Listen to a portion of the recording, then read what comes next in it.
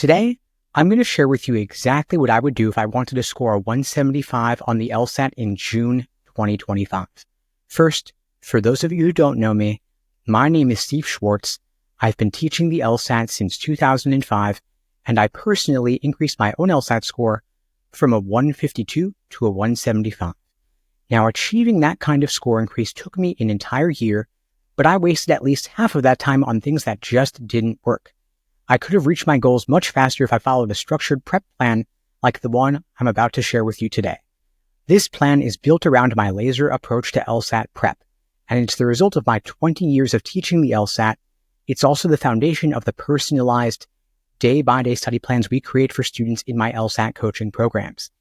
If you'd like to find out more about how we can help you on your journey to scoring a 175, you could check out the links below to book a call with me and my team. We'd be glad to help you out.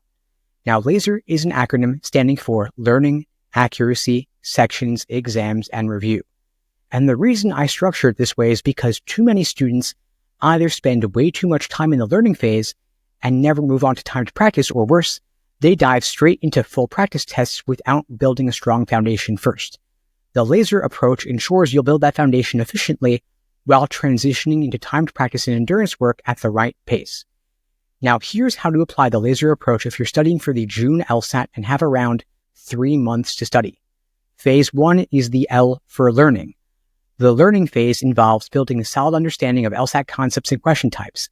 This might mean reading those 500-page LSAT prep phone books, or alternatively watching shorter, bite-sized video lessons like what we offer at LSAT Unplugged. Either way, you are familiarizing yourself with the different sections of the test: logical reasoning and reading comprehension. Logic games is no longer on the test. If your resources refer to it, they are sorely out of date. Drop them and run quick the other way. Finally, you also want to make sure that you understand the 15 different types of logical reasoning questions, like necessary assumption, flaw, and inference. Now, if you're aiming for the June LSAT and you've got 3 months, this phase should take no more than 3 to 4 weeks.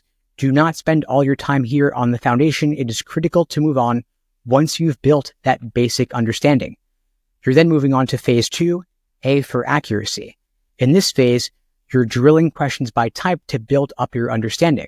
For example, you might practice logical reasoning questions one type at a time, devoting more attention to common types like flaw and necessary assumption. In reading comp, you're focusing on passage mapping techniques and question analysis. You're figuring out how you're going to take notes, if at all.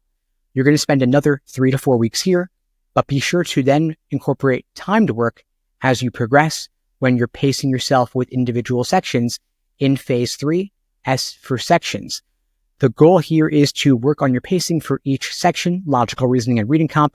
You want to work on your time management so you're not running out of time, and you're not rushing and sacrificing accuracy.